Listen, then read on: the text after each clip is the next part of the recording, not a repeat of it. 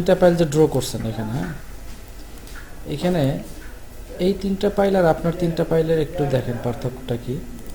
এখানে আপনি নিচে নামে গেছে বেশি, যে এখানে এই যে এইটা আর কি, হ্যাঁ, নিচে বেশি নাম। এইখান থেকে এইখানের দূরত্বও কিন্তু এইটা হবে, এইখান থেকেও কিন্তু আমরা একটা সেম দূরত্ব মেনটেন করি, বুঝতে পারছেন? মানে এখানে যদি হিট হয় আপনার এইখানেও, এইখান থেকে এইখানে এসে এটা তো ব্লক করে ফেলছেন না, একটা চেঞ্জ করলে সব চেঞ্জ হয়ে যাবে, বুঝতে পারছেন? মানে এইটা আর কি, এই লাইনটা এইখানে মিলে যাবে, এইখান থেকে অ্যাঙ্গেলটা শুরু হবে। এইখানে আমি যদি এই যে ইডেট ব্লক ইন প্লেসে যাই, এখান থেকে যদি ব্লক করে দেখেন, এখান থেকে লাইন টানলাম 8 ইঞ্চি, ঠিক না? ও এন্টার 8 এন্টার, এদিকে অফসেট গেলাম, তাহলে এইটা আমরা সরাসরি এইখানে উঠে যাব, আর এটা এখান থেকে এইখানে উঠে যাব। এখন বুঝতে পারছেন? এবং এইখানের যে দূরত্বটা দেখেন, এইখান থেকেও সেম, এবং এই যে এই পজিশন থেকে সেম দূরত্বে আসবে, বুঝতে পারছেন? মানে হচ্ছে এইটা আসবে এখান থেকে এই দূরত্বে, আর এটা যাবে এখান থেকে এই দূরত্বে। এখন ক্লিয়ার হয়েছেন না? ওই তো সেম, এখন একটা সংশোধন করছি না, সেম এই সিস্টেমই আর কি। আপনার শুধু এই জায়গাটুকু মিস্টেক হয়েছে, এই জায়গাটুকু আর এই জায়গাটুকু, বুঝতে পারছেন? সেটা তো আমি সমাধান দেখাই দিলাম, আর এটা তো আপনি আগেই আছে। এখন আমরা এটা যদি সেভ করি, দেখবেন আপনার প্রত্যেকটাই চেঞ্জ হয়ে গেছে, যে 3 পাইল যা আছে দেখেন সব চেঞ্জ হয়ে গেছে। জন্য ব্লকে থাকলে এই একটা সুবিধা, যে একটা চেঞ্জ করছেন সে সব চেঞ্জ হয়ে গেছে। এখানে কিন্তু সেমটা ফলো করবেন, হ্যাঁ, এই যে এখান থেকে ওই যে দূরত্বটা আমি গেলাম, প্রত্যেকটা নিজে একটু মডিফাই করবেন, তাহলে আর একটু কনসেপ্টটা ক্লিয়ার হয়ে যাবে। পারবেন না? এটা থেকে এই যে এটা থেকে এটা থেকে এটা থেকে। আচ্ছা, এখন আমরা যদি একটা সেকশনে যাই, এখান থেকে এই প্ল্যানটা নিলাম, এটা যে নিলাম আমরা যে ফুটিং করছি না, সেম অ্যাজ ফুটিং এর মতো এটাকে আমরা ব্লকটা ভেঙে ফেলি, এক্সপ্লোড করে ফেললাম। ফুটিং এ আমরা ফার্স্টে কি করছিলাম, একটা ক্লিয়ার কভার নিছি, ঠিক না? এখান থেকে এখানে একটা ক্লিয়ার কভার নিলাম। এরপরে এই যে সেম আমরা যে রড প্লেস করছি, এই ডিরেকশনে দুইটা, আর হচ্ছে শর্ট এবং লং ডিরেকশনে দুইটা চারটা এখানে দিলাম। এতটুকু বুঝছেন? এতটুকু বুঝলে এখন আমার এইখানে দুই প্রান্তে আছে দুইটা পাইল, আর মাঝখানে একটা পাইল, ফাউন্ডেশন, ঠিক না? তাহলে আমরা যে ফুটিং করছি একেবারে সেম অ্যাজ ফুটিং এর মতো, কিন্তু আমরা নিচে একটু বটমে কাজ করতে হবে আমাদের। এখন এইখানে সেকশনটা যে আমরা কাটবো, কোন জায়গাটাকে আমরা সেকশনটা কাটবো, যদি আমরা এইখানটায় সেকশনটা কাটি এই পজিশনে, তাহলে এই পজিশনের লেন্থই আমরা পাবো, ঠিক না? এইখানে যতটুকু লেন্থ আছে এতটুকু লেন্থের একটা পাইল আমরা পাবো। কিন্তু এইখানে যদি আমরা কাটি দেখেন, তাহলে কোনো পাইল কাটা পড়তেছে না। আমরা মূলত সেকশনটা কাটবো হচ্ছে এইখান থেকে, যাতে এই পাইলটা কাটা পড়ে, এখানে এই দুইটা পাইল কাটা পড়ে। এইখানে যদি আমরা একটা সেকশন ড্র করি দেখেন, এখন আমরা কনস্ট্রাকশন লাইন টানবো, এইখানে একটা, এখানে একটা কনস্ট্রাকশন লাইন টানলাম, আর আমার ক্লিয়ার খবর হচ্ছে এটা এবং এটা। মাঝখানে আমাদের কলামটা ব্লকে ছিল, এই কারণে কলামটা আসে নাই, কলামটা আর কি, হ্যাঁ, কলামটা আমরা এখান থেকে কপি করে এইখানে বসাই দিলাম। এইখানে কাটার পরে আমরা নিচে একটা লাইন ড্র করব, এই যে একটা লাইন নিলাম। এই লাইন নেওয়ার পরে দেখেন আমরা এক্সিস্টিং যে ফাইলটা আছে এই ফাইলটার মধ্যে দেখেন এখানে 6 ইঞ্চি একটা থিকনেস দেওয়া হয়েছে। এই 6 ইঞ্চি থিকনেসটা দুইটা লেয়ারে করা হয়েছে। দেখেন একটা হচ্ছে দেখেন 3 ইঞ্চি, এখানে আমাদের যে 6 ইঞ্চি আছে, হ্যাঁ, 6 ইঞ্চি কিন্তু দুইটা লেয়ারে আছে। একটা হচ্ছে এই যে 3 ইঞ্চি, আমরা এই যে ইটের মানে ব্রিকের হাইট কতটুকু জানেন? 3 ইঞ্চি। তাহলে এখানে একটা ব্রিক দেওয়া আছে, এবং হচ্ছে এর উপরে এই মাঝখানে, হ্যাঁ, মাঝখানে আবার এই যে 3 ইঞ্চি কনক্রিট দেওয়া আছে। এইটাকে বলা হয় দেখেন এই যে ব্রিক বন্ড কনক্রিট। মানে হচ্ছে একটা ব্রিক বসাইছে, 3 ইঞ্চি ফাঁকা রাখছে, আর একটা ব্রিক বসাইছে, এরকম বসায় যে তারা কি করছে, সম্পূর্ণ ফ্লোরটাকে আরো 3 ইঞ্চি থিকনেস করে ঢালাই দিয়ে দিছে। তাহলে কি হয়েছে, এই একটা ব্রিক থেকে আর একটা ব্রিকের যে গ্যাপ, এই যে দেখেন এইখানে কিছুটা কনক্রিট নিচের দিকে আসছে না, মানে এই 3 ইঞ্চি নিচের দিকে আসছে, আবার এই যে ব্রিকও আছে, আবার ব্রিকের জায়গার মধ্যে তো আর কনক্রিট ঢুকতে পারে নাই, ঠিক না? এরপরে বাকি 3 ইঞ্চি আবার উপরে, এটাকে বলা হয় ব্রিক বন্ড কনক্রিট। এখন আপনার এটা হচ্ছে অ্যাজ পার ডিজাইন। যদি আপনাকে নর্মালি যদি বলা হয় সোলিং করবে, তাহলে এই নিচের 6 ইঞ্চির পরিবর্তে আপনার থিকনেসটা আসবে কত ইঞ্চি? 3 ইঞ্চি। আর যদি বলে যে শুধু কনক্রিট হবে, মানে সিসি বলে না, যেটা নিচে যে সিসি দেয়, তাহলে সেটা 3 ইঞ্চি হবে। আর যদি ব্রিক বন্ড কনক্রিট বলে, তাহলে সেক্ষেত্রে আপনার 6 ইঞ্চি চলে আসবে। বা আবার যদি বলে কনক্রিটের থিকনেস আর একটু বেশি দিতে চায়, সেটা অ্যাজ পার ডিজাইন, ঠিক আছে? এইখানে আমাদের ব্যবহার করা হয়েছে ব্রিক বন্ড কনক্রিট, মানে একটা ব্রিকের থিকনেস আর হচ্ছে 3 ইঞ্চি থিকনেসের কনক্রিট। তাহলে আমরা এই একটা থিকনেস নিলাম, ও এন্টার 3 এন্টার, 3 ইঞ্চি নিলাম, আরও 3 ইঞ্চি নিলাম। এক্ষেত্রে এখানে 4 ইঞ্চি যেহেতু ভিতরে ঢুকছে, আমরা 4 ইঞ্চি ভিতরে ঢুকাই, ও এন্টার আরও 4 ইঞ্চি অফসেট নিলাম। তাহলে 3টা অফসেট পাইছি, একটা অফসেট, এই একটা 2টা অফসেট, এই একটা 3টা অফসেট। এরপরে আসবো হচ্ছে আমরা থিকনেস। এই থিকনেসটা কতটুকু দিছে এখন এই থিকনেসটা আসবে হচ্ছে আমার এই পর্যন্ত যদি ধরি তাহলে 1 ফিট 11 ইঞ্চি, আর যদি এই পর্যন্ত ধরি তাহলে আসবে হচ্ছে 2 ফিট 3 ইঞ্চি। তাহলে আমরা এই পজিশন থেকে 2 ফিট মানে টোটাল যতটুকু ডেপথ হবে আর কি, এই থিকনেসটা যতটুকু হবে বেজের, হ্যাঁ ওই থিকনেসটা আমরা দিব। তাহলে এইখান থেকে আমরা থিকনেস দেবো হচ্ছে কত, ও এন্টার 24 দিলাম, আমরা 2 ফিট থিকনেস দিলাম, এখান থেকে 24 এন্টার দিলাম। এটা দেওয়ার পরে দেখেন এইটুকুই তো শুধু আমার বেস, এছাড়া বাকিটুকু তো আমার সেম অ্যাজ কলাম, ঠিক না? তাহলে এইখান থেকে আমরা কলামের একটা কনস্ট্রাকশন লাইন টানি, এই দুইটা লাইন টানলাম। এখন পাইলটাও তো আমার দেখাইতে হবে, এই একটা পাইল আর হচ্ছে এই একটা পাইল। সেকশনের ক্ষেত্রে একটা বিষয় খেয়াল রাখবেন, সেকশনের ক্ষেত্রে দেখবেন এই যে একটা তীর চিহ্ন দেয় না, তীর চিহ্ন, এটার মানেটা বুঝেন না? এটার এই তীর চিহ্নটার মানে হচ্ছে আমি যদি এই তীর চিহ্নটা কোন দিকে দিছে, সামনের দিকে দিছে না, মানে আমি বলতে চাচ্ছি এই তীর চিহ্নটা কিন্তু এই দিকেও দিতে পারতো, কি পারতো না? বুঝতে পারছেন আমার কথাটা? এই তীর চিহ্নটা যদি এই দিকে দিত, এটার উদ্দেশ্য হচ্ছে আমরা যদি এইখান থেকে কাটি তাহলে পিছনের অংশটুকু আমরা ফালাই দিলাম, আমরা সামনের দিকে মানে এইখানে দাঁড়াবো, এইখানে দাঁড়াই আমরা এই দিকে তাকাবো, তীর চিহ্ন যেই দিকে গেছে আমরা সেই দিকে তাকাই আমরা সেকশনটা দেখব, এটা হচ্ছে উদ্দেশ্য। আর যেহেতু এইটার ডিরেকশন এই দিকে দিছে, তার মানে হচ্ছে আমরা সেকশনটা এই দিকে কাইটা দিয়া এই সামনের দিকে দেখব। তাহলে সেকশনটা এই দিকে যদি কাটি তাহলে সামনের দিকে কিন্তু আমরা এই আরেকটা পাইল দেখতে পাবো, ঠিক না? তাহলে এই পাইলেরও দুইটা দাগ যাবে, বুঝতে পারছেন? এই পাইলেরও এই একটা এবং এই একটা, দুইটা দাগ হবে। তাহলে আমরা আলাদা আলাদাভাবে করি আর কি, একটা একটা করে শেষ করি।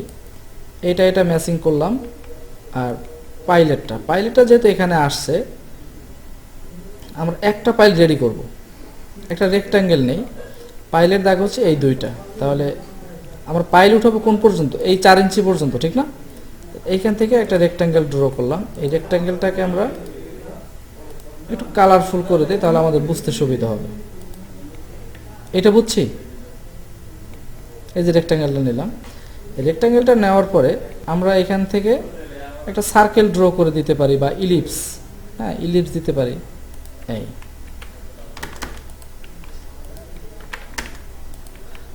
এরকম থাকবে, হ্যাঁ। এইটা ড্র করার পরে এখন এইখানে এটা তো আমার মেইন পাইল, তাহলে আমার ক্লিয়ার কভার আছে না, ও এন্টার 3 ইঞ্চি এন্টার 3 ইঞ্চি ক্লিয়ার কভার দেব। মূলত আমরা এইখানে যে সেকশনটা দেখতেছি, আমরা কিন্তু এখানে পাইল ক্যাপের সেকশন দেখতেছি, পাইলের সেকশন দেখতেছি না কিন্তু আমরা, বুঝতে পারছেন? তাহলে আমরা যেহেতু পাইলের সেকশন দেখতেছি না, এখানে শুধু পাইলের ফরম্যাটটা আসবে, কিন্তু পাইলের কোনো ডিটেলস আমরা এখানে দিব না। তাহলে এটাকে আমরা এক্সপ্লোর করে দিয়ে এই লাইনটা ফালাই দিই। এইটা মূলত এখন রড ক্লিয়ার কভার নিছি না, এখন এটাকে আমরা ম্যাচ করে দিলাম। ম্যাচ করে দেওয়ার পরে এইখান থেকে রডটা আমরা একটা নির্দিষ্ট দূরত্বের উপরে উঠাইলাম। এইটা কতটুকু উঠবে এটাও কিন্তু আপনাদের ডিজাইন বলে দিবে, হ্যাঁ ডিজাইনার।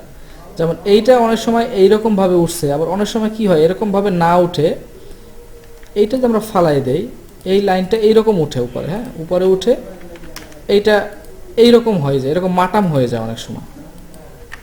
এরকম মাটাম হয়ে কি হয়, জাস্ট এইটাকে আটকাই দেয় আর কি, এই যে পাইলকে ক্যাপটাকে এটা আটকাই দেয় রডের মাধ্যমে। এটা সেম অ্যাজ এদিকেও মাটাম হয়ে যায়, চতুর্দিকে মাটাম হয়ে যাবে আর কি, হ্যাঁ। আবার অনেক সময় কি হয়, অনেকে সোজা উঠাই দেয়, এরকম এরকম সোজা উঠাই দেয়, হ্যাঁ। মূলত সোজা কেউ রাখে না, কারণ হচ্ছে এটার উদ্দেশ্য তো এইটাকে ধরে রাখায়, বেসটাকে, ঠিক না?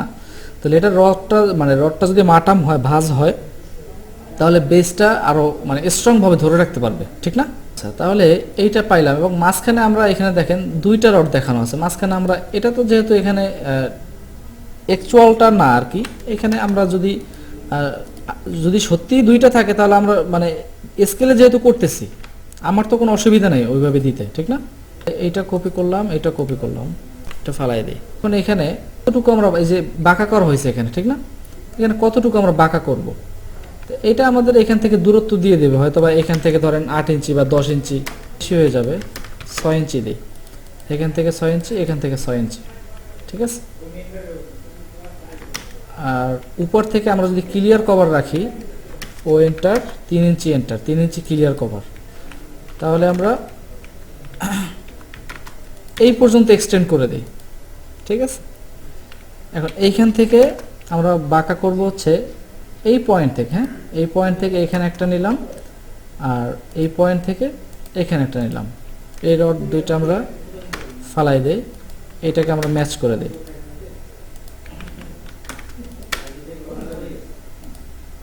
বুঝতে পারছেন? আচ্ছা,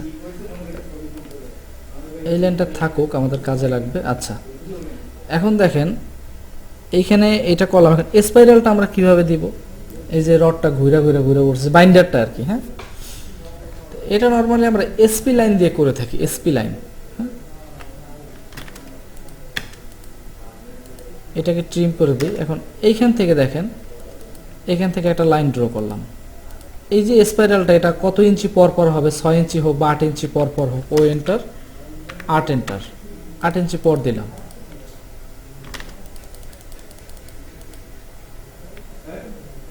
এটার কালারটা চেঞ্জ করে নিন, ওটার সাথে মিলে যাবে।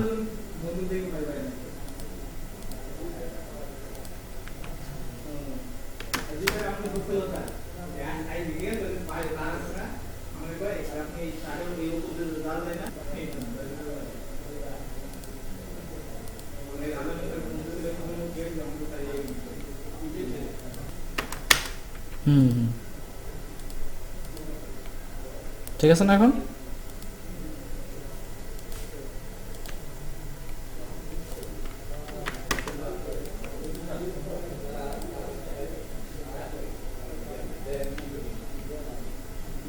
এখন ঠিক আছে না? আচ্ছা, এখন এইটা যেহেতু ওকে হয়ে গেছে, এখন এটাকে আমরা এইভাবে সিলেক্ট করে আমরা সেন্টার পয়েন্ট ধরে মিরর করে দিতে পারি।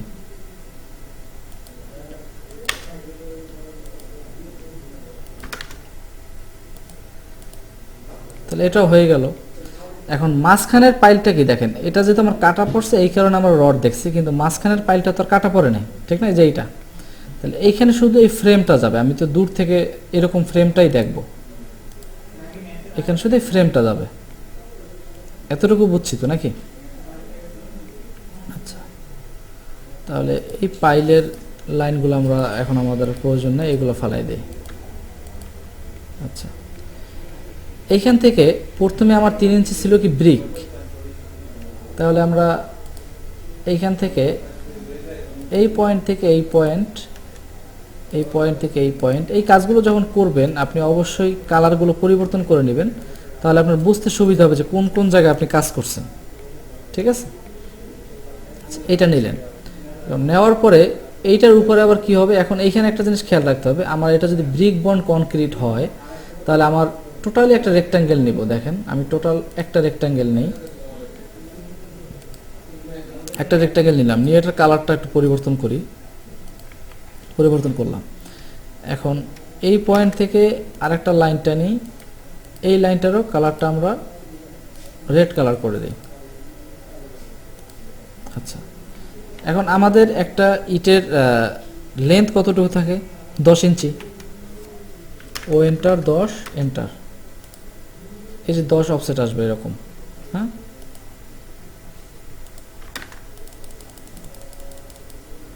আচ্ছা, এই আসলাম, আসার পরে আমার একটা ইট কোন পর্যন্ত আসে দেখেন, এইখান থেকে কিন্তু এই পাইলের মধ্যে ঢুকে যায়, তাহলে এটা তো আসবে না, আসবে। তাহলে এই এই যে একটা সাইজ আমরা নিছি, এটা একটা ইটের সাইজ আমরা ধরতে পারি, ঠিক না? আর বাকিটুকু তো পাইলের মধ্যে ঢুকে যাচ্ছে, আমি দেখবো না। এইখানে এসে এটা কিন্তু একটা ইটের মাপ, ঠিক না? তাহলে এইখানে এই ছোট্ট একটা রেক্ট্যাঙ্গেল হবে, এতটুকু বুঝছি। মাঝখানে এইটুকু ফাঁকা, তারপরে আবার এইখান থেকে আমরা এই পর্যন্ত একটা ইট হবে, ঠিক আছে। আবার এই জায়গাটুকু ফাঁকা, আবার এই পয়েন্ট থেকে এই পয়েন্ট একটা ই টানাই আছে, আমার সমস্যা নেই। কি করছে এখন বুঝতে পারছেন? এইখানে এই একটা ইট, এই যে এইটা একটা পাইছে, এই জায়গাটুকু ফাঁকা, আবার এইটা একটা ইট, এই জায়গাটুকু ফাঁকা, এটা পুরো একটা ইট, হ্যাঁ। তাহলে এখন আমরা এটার উপরে রেক্ট্যাঙ্গেল টানি, রেক্ট্যাঙ্গেল না টেনে আমরা পলিলাইনও টানতে পারি, এটা চেঞ্জ করে নেই।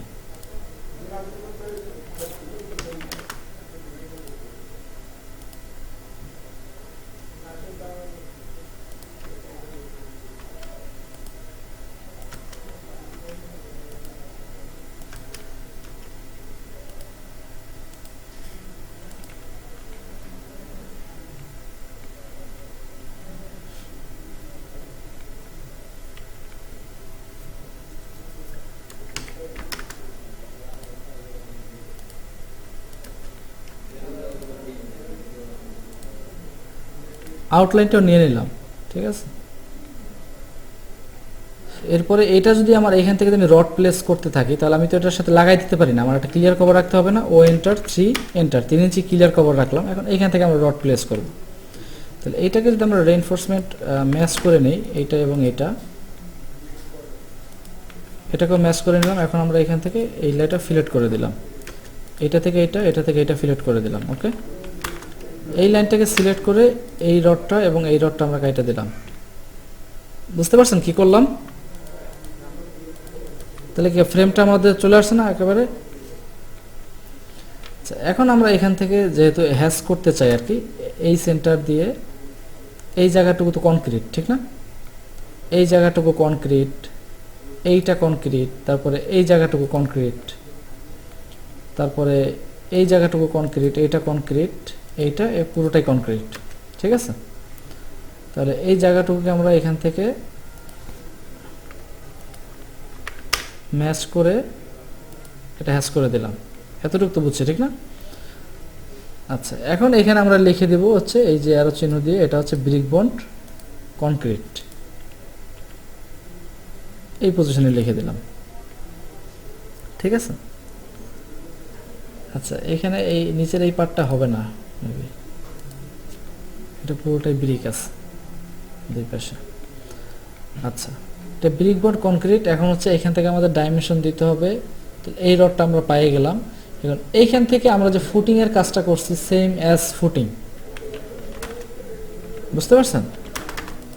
এইখান থেকে আমি কাইটা দিলাম। এই কাজটা আপনি সম্পূর্ণ করবেন আর কি। জাস্ট এখানে ক্লিয়ার কভার রাখতে হবে, কিন্তু এই যে আমার মাটির নিচে কতটুকু থাকবে এবং প্লিন্থের উপর থেকে আবার এই যে 1.5 ইঞ্চি ক্লিয়ার কভার। হ্যাঁ, এইভাবে করে আমরা উঠে যাব। তো মূলত আমাদের বেসিক জিনিসটা হচ্ছে এইটা চলে আসলে আমাদের এইটা ওই ফুটিং এর মধ্যে চলে আসবে। তাহলে সেম আপনি যেখান থেকে যেই কয়টা কাটবেন, হ্যাঁ, আবার দেখা যায় এখানে একটা কলাম আছে, আবার যেখানে 5টা কাটছেন ওইখানে 2টা কলাম কাটা পড়ছে, ওইখানে প্রসেস তো সেম প্রসেস। নেক্সটে একটা কাটবেন, ধরেন উপর থেকে আবার কলাম দেখাবেন, তাহলে আপনার কনসেপ্টটা ক্লিয়ার হয়ে যাবে।